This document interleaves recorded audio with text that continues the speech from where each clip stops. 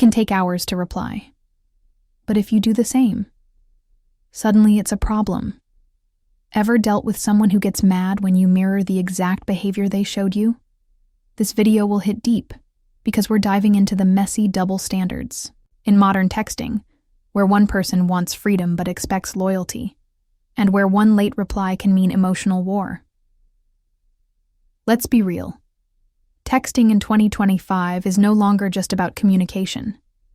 It's about power. It's about control. It's about testing the waters without fully jumping in. And if you've ever found yourself anxiously staring at your phone wondering, should I reply now? Or wait, like he did? You're not alone. Let me introduce you to Maya. She's smart, confident, and not into games. At least not until she met Liam. At first, Liam was everything. He texted her good morning, made her laugh, and always double-texted when she didn't reply fast. But once, Maya got attached, something changed. His replies got slower, the conversations dried up, and that sweet guy who once waited for her messages now acted like it was a chore to even respond. So Maya pulled back, not to play games, but to protect her peace. She didn't reply instantly. Sometimes she took hours, just like Liam had done to her. And guess what? Liam noticed. Suddenly he was confused, accusing her of being distant. He even asked if she was talking to someone else. Now pause for a second. This right here. This is the emotional contradiction that so many people are stuck in. They want the upper hand. They want to feel chased, wanted, in control. But they also want your full attention, your quick replies, your emotional availability, without having to offer the same in return. Why? Because it's not about texting, it's about validation. In 2025, texting isn't just digital conversation, it's your emotional currency. It's how people measure interest, loyalty, value. When someone texts back fast, it's read as, I'm invested. When they don't, it's interpreted as, I've got better options. And Liam? He loved the feeling of being wanted. As long as Maya was quick to respond, it confirmed she was still into him. The second she delayed, he panicked. Because in his mind, she was pulling away, and that meant he was losing power. Here's the psychological trap. People like Liam don't want you. They want the feeling of being wanted by you. That's why they're inconsistent. That's why they pull back, so you'll chase. But the moment you stop chasing, they feel threatened. They accuse you of changing, when in reality, you're just reflecting the energy they gave you. Let's take this even deeper. There's a term called reactive abuse. It's when someone pushes you emotionally until you finally react, and then they blame you for reacting. In texting, a softer version of this shows up as emotional gaslighting. He leaves you unread? That's fine. You take 4 hours to reply? Now it's, why are you being distant? He ignores your message from last night? No big deal.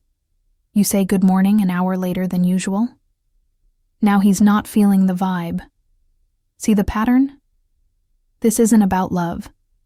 This is about ego. In a healthy dynamic, communication is consistent. It's not perfect, but it's honest. If someone's busy, they tell you. If they're distracted, they explain. But when someone picks and chooses when to reply based on mood, boredom, or control, it's not romantic. It's manipulative. And when they get mad at you for doing the same thing they did, that's not just a red flag.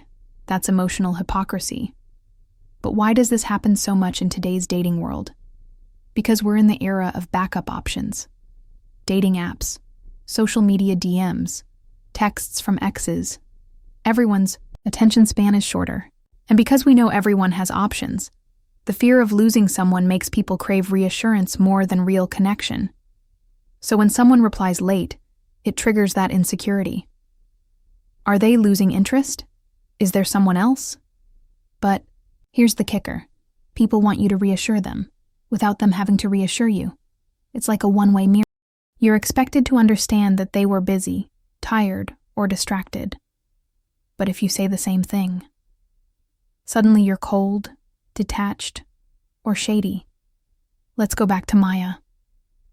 After a few weeks of this texting dance, Maya called Liam out. She said, "You take hours to reply but get upset when I do the same. Why?" Liam's answer, "I'm just used to you replying fast. It feels off when you don't. That's not accountability. That's entitlement." He was used to Maya being consistent, even when he wasn't. He was used to Maya being emotionally available, even when he was hot and cold. He was used to Maya adjusting to his mood swings. But the moment she matched his energy, it became a problem. You know why? Because people don't want to lose the version of you that benefited them. And the moment you stop overextending yourself, they feel abandoned, even though they were the ones who were never fully present to begin with. This is where so many people, especially women, get stuck. You're told to communicate better, to be understanding, to not overthink, but the moment you create space for yourself, suddenly you're too distant or hard to read. So what do? You self-correct. You go back to replying fast. You over-explain. You try harder. And that's when the dynamic gets toxic. You're putting in more effort, not because they're giving more, but because they're giving less. It's time to flip that. Here's what you need to remember in 2025. If someone is allowed to be inconsistent, so are you. If someone replies late, you don't owe them urgency. If they get mad when you mirror them, it means your distance is hitting where their ego lives. Don't explain yourself to people who never explain their own behavior. In this era of breadcrumb texting and emotional ghosting, silence isn't always disrespect. It's self-respect. You can care about someone and still not accept their double standards. You can want love and still walk away from confusion. You can take your time replying, not to play games, but because your peace matters more than their reactions. And here's the real plot twist. The moment you stop over-explaining, the moment you stop chasing, the moment you start matching energy instead of begging for clarity, they notice. Because when your replies slow down, not out of pettiness, but out of self-worth, that's when the power dynamic shifts. They finally realize they weren't the only one with options. So next time someone gets mad that you took a little longer to respond, remember this. They were never mad at the delay. They were mad they lost control. And in the world of modern love, control has become the new intimacy. But not for you. You're done with that game.